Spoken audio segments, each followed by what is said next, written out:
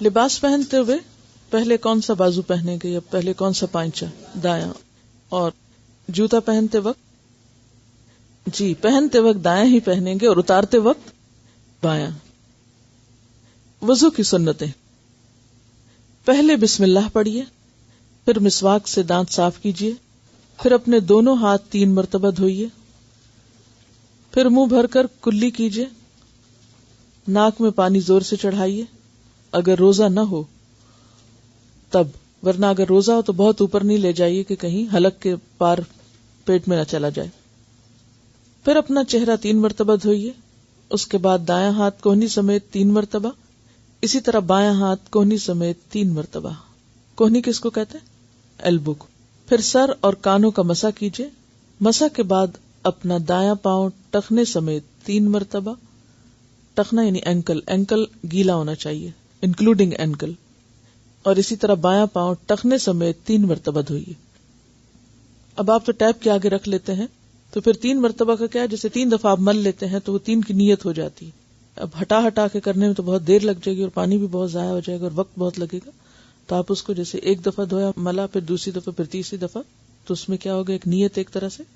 یا اگر موو کر سکتے ہیں تو آگے پیچھے کر لیں. یہ مسلم اور ابو داؤد کی روایت ہے.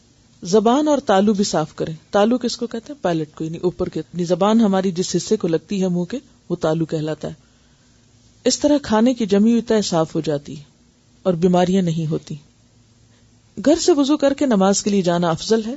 رسول اکرم صلی اللہ علیہ وسلم وضو کے وقت ہاتھ اور پاؤں کی انگلیوں میں خلال کرتے تھے.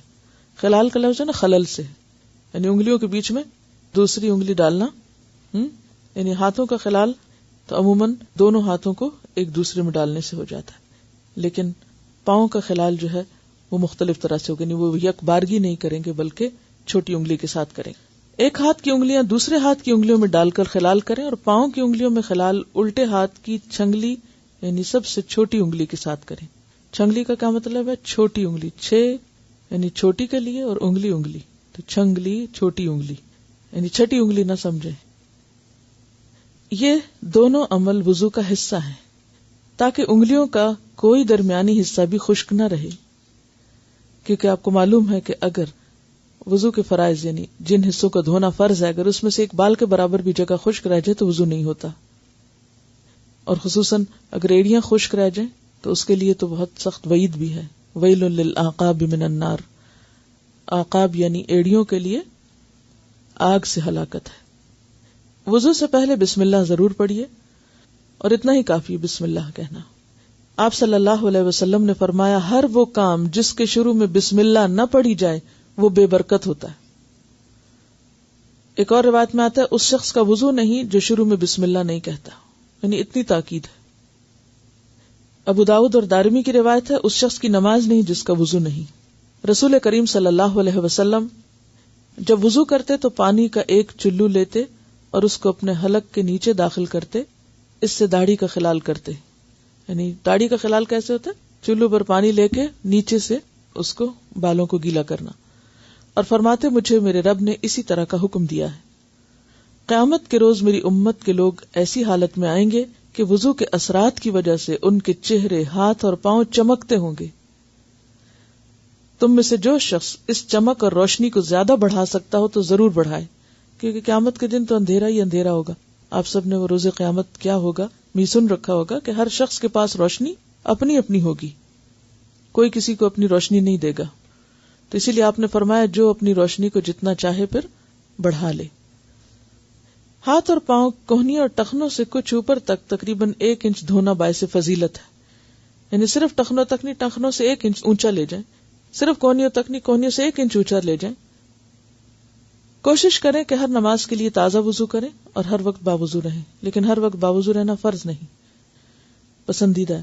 جو شخص مکمل وضو کر کے مندرجہ ذیل کلمہ شہادت پڑھے تو اس کے بعد اس کے لیے جنت کے 8 دروازے کھول دیے جاتے ہیں کہ جس سے چاہے داخل ہو جائے. ابھی آپ دیکھیے کہ چند الفاظ پر مشتمل یہ کلمہ، اور آپ کو یہ کلمہ آتا بھی ہے، لیکن ایک چیز کا علم ہونے کے باوجود اگر وہ عمل میں نہ ہو تو کیا فائدہ ہے اس علم کا؟ تو کرنا کیا آپ کو؟ اس کی عادت ڈالنا ہے.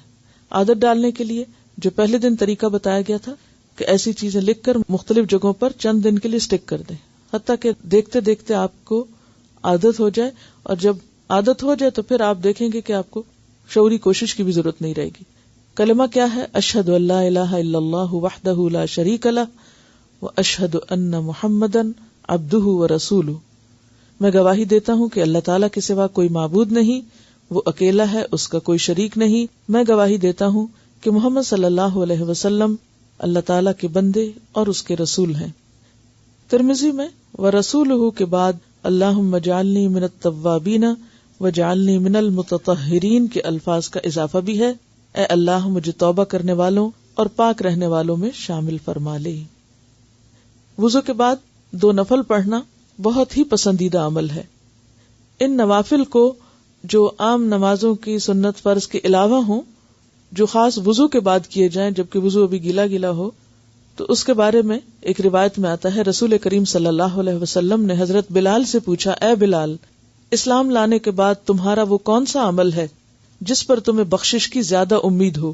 کیونکہ آج رات یعنی معراج والی رات میں نے جنت میں اپنے آگے آگے تمہارے چلنے کی آواز سنی ہے۔ عرض کیا، مجھے اپنے اعمال میں سب سے زیادہ امید اپنے اس عمل سے ہے کہ دن ہو یا رات میں جب بھی وضو کرتا ہوں تو جتنی اللہ کو منظور ہو نماز پڑھ لیتا ہوں، یعنی نفل پڑھ لیتا ہوں۔